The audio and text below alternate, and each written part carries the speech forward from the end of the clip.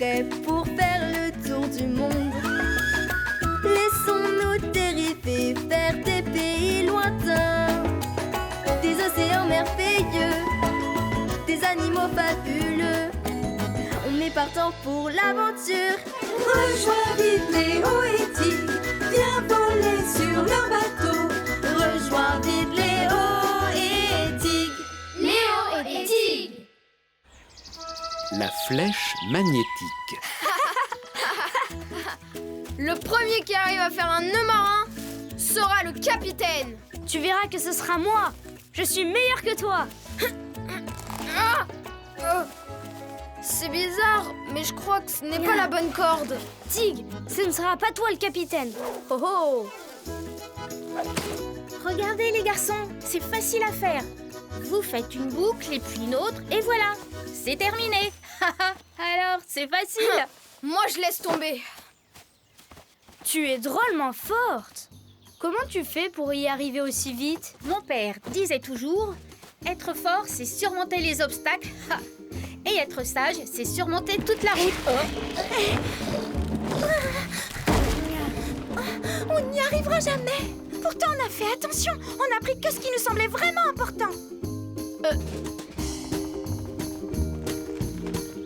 Larguez les amarres. Prêt? Partez! Allez, c'est parti.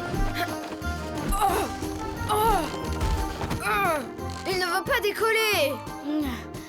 Non, c'est parce qu'on a pris trop d'affaires. Oh, c'est dur. Il faut faire du tri et ne prendre que le strict minimum. Tu parles de ça? Vous me demandez d'abandonner ma plante à savon? Vous préférez que je ne me lave pas et que je me transforme en cochon qui sent mauvais? Mon petit Kuba, je te demande pardon. Ce n'est pas ce que je voulais dire, tu t'en doutes. Kuba a besoin d'un peu de tranquillité.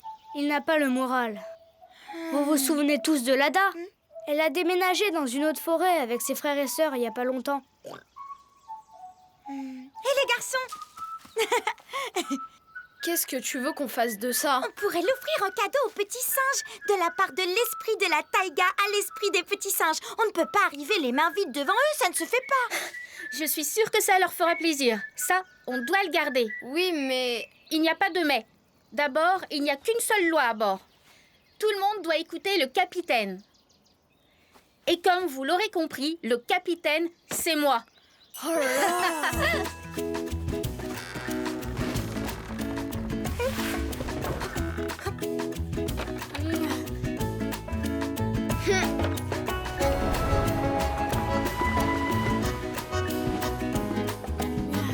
Les amis, regardez là-haut, c'est Kino.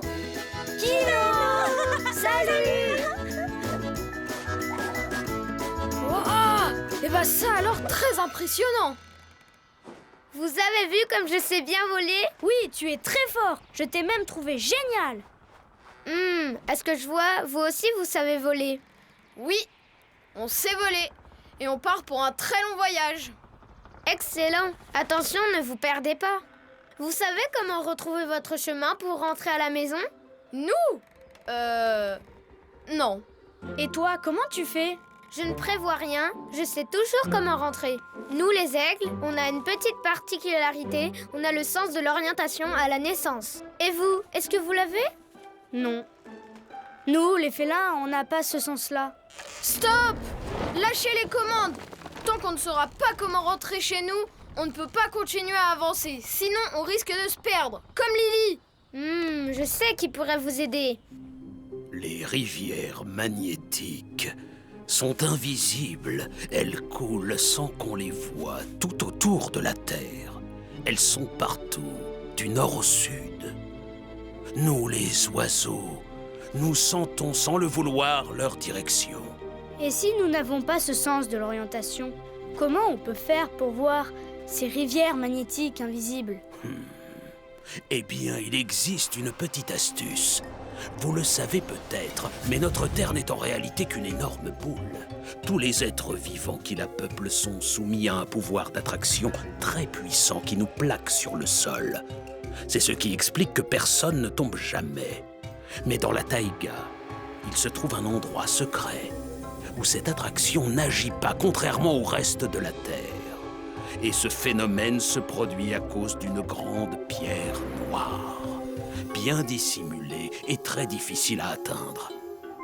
Mais si un jour quelqu'un parvenait à en prélever ne serait-ce qu'un tout petit morceau, il verrait que quoi qu'il arrive, ce morceau de pierre noire se positionnerait automatiquement et sans qu'on le lui demande, toujours du nord vers le sud.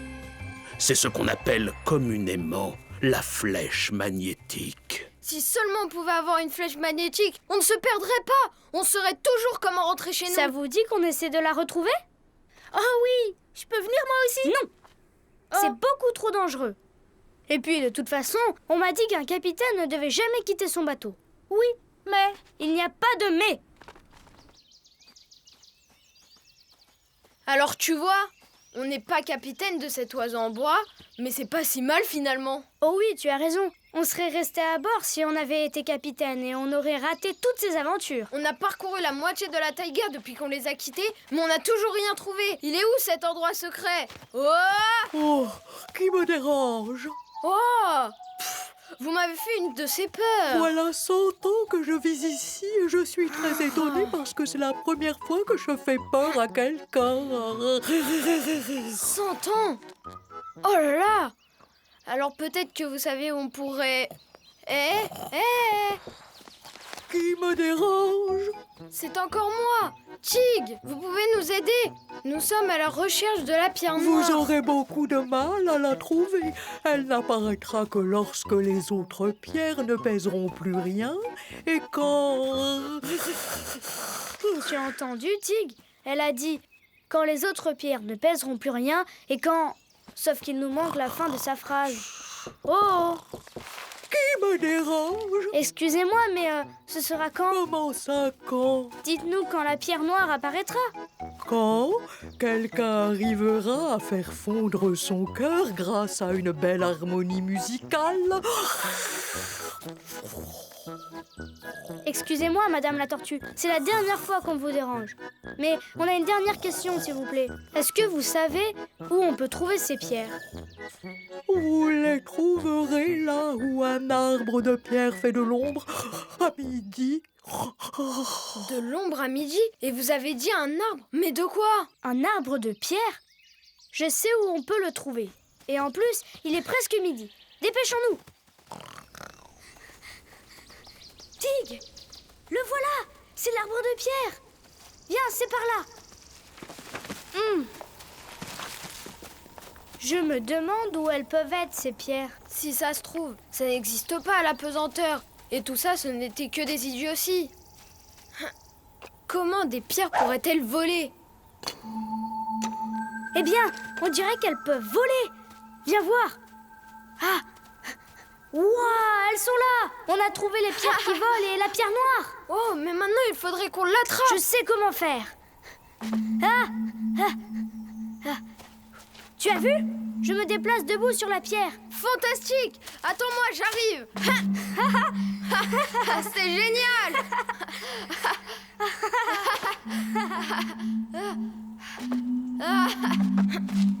Mince alors, on s'est peut-être réjoui trop vite. Je ne vois pas comment faire. Apparemment, la pierre noire repousse toutes les autres pierres. On ne pourra jamais l'atteindre. Attends, la tortue nous a dit... Quand quelqu'un arrivera à faire fondre son cœur grâce à une belle harmonie musicale... Tu te souviens? Tu as jeté une pierre. Elle est tombée et après...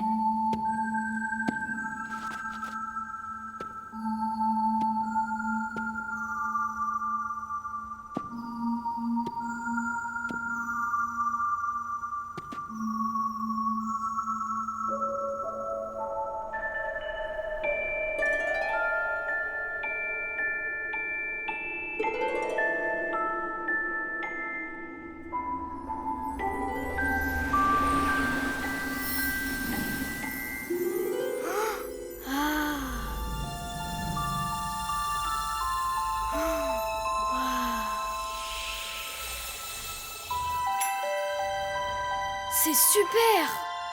La voilà! On a la flèche magnétique! Alors, vous avez retrouvé la flèche magnétique? Ça y est! Toutes mes félicitations. Maintenant, où que vous soyez, vous retrouverez toujours le chemin pour rentrer chez vous. Merci beaucoup, Monsieur Aigle. De rien. Allez-y, mes petits. À présent, il est temps de quitter le nid. Attention, larguez les amarres. Et maintenant, prenez la barre. Soulevez les ailes. On y va. En avant. Bon vent, mes petits.